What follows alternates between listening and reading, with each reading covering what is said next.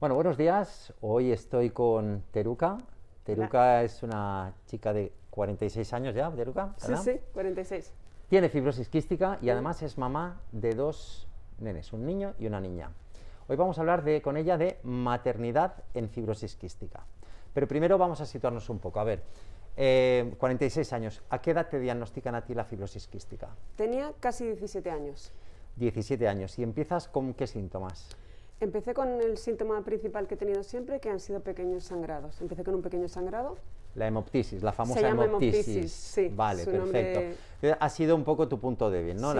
En fibrosis ya sabéis que hay muchas mutaciones, pues a ti te ha tocado la que te afecta a las hemoptisis. Bueno, y cuando llega la edad, la época de pensar en tener hijos, ¿cómo la afrontáis? ¿Cuál era vuestra ilusión? Cuéntanos. Nosotros nos habíamos planteado tener 2 hijos, tener más de un niño.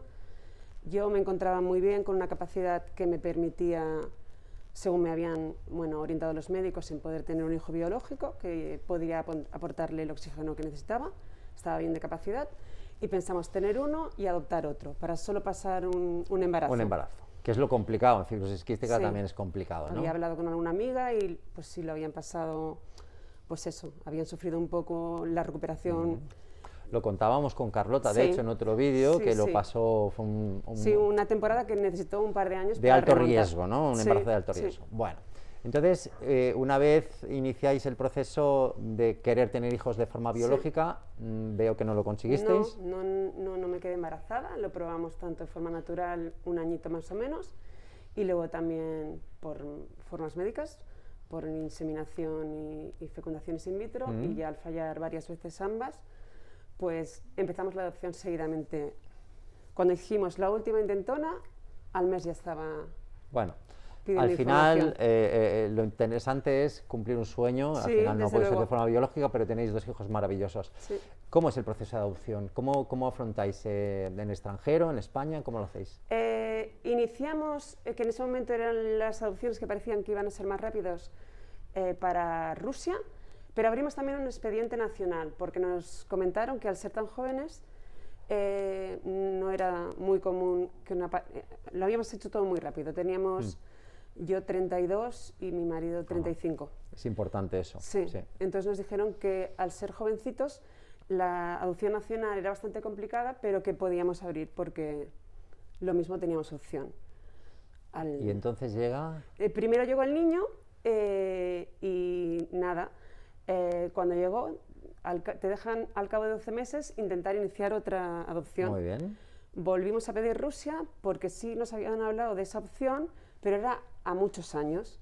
Y como teníamos muchas ganas de otro tan seguido, iniciamos Rusia, pero estaba abierta la adopción nacional, porque se inició con la primera, pero ni pensamos en ella. Ni pensasteis. Entonces Bueno. empezamos a hacer todos los trámites, teníamos bastante avanzado en la segunda adopción, y antes de llegar al segundo año de estar Nicolás aquí, nos llamaron, que fue muy curioso porque nos llamaron un lunes y fuimos a recoger a la niña, que era una bebé española de 2 meses, Ana, el jueves, en 4 Wow. días. Y vale, entonces, joder, es que son 2 meses, es un tema interesante. Sí, ¿Cómo, una bebé. ¿Cómo llevas la fibrosis quística y el tener que cuidar a 2 niños? Un niño ya un poquito más mayor, pero una bebé de 2 meses. ¿Cómo lo Sí. llevas? Hombre, tengo que decir que mi marido se ha implicado mucho, también tengo una chica que me ayuda con la limpieza. Perfecto. Y no sé por qué, o ha sido suerte, los niños han sido muy fáciles, mis hijos. Dentro de que son niños y tienen una actividad Sí. brutal y tal, no me han dado malas noches, Qué bien. Y me han además, dejado descansar. y a ver, corrígeme si me equivoco, pero creo que es importante que tú hayas normalizado la situación de la fibrosis quística en casa con ellos. Sí, nosotros pensamos que era la mejor opción, tanto contarles lo que te contaba antes, contarles sobre mi enfermedad, sobre su vida, sus orígenes, que eran adoptados, y también sobre mi enfermedad. Y sí, para ellos es muy normal, pues eso, si me ven sangrar un poquito, a veces lo han visto. ¿Y cómo actúan ellos? ¿Te cuidan a saber que tienes fibrosis quística? El niño especialmente, ella sí se preocupa, pero él en los actos de día a día, si me ve muy cargada con las bolsas de la Qué compra, bien. me dice, mami, yo te las llevo. Qué bien. O si toso fuerte, ¿estás bien? Entonces, Sí. esas son las ventajas de normalizar una situación como la fibrosis quística. Por siempre Ujú. lo hablamos, ¿no? Sí.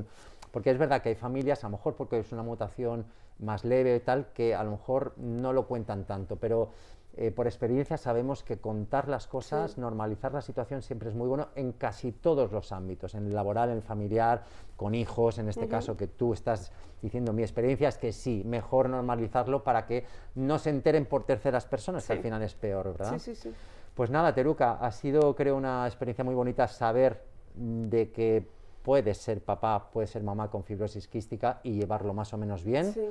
Así que nada, animamos a las futuras mamás con fibrosis quística a que sigan tu ejemplo, Si sea me de quieren forma preguntar algo, biológica o de sí, forma la que puedan, médica, sí, la que pero puedan. que es una experiencia muy bonita que vale la pena, ¿verdad?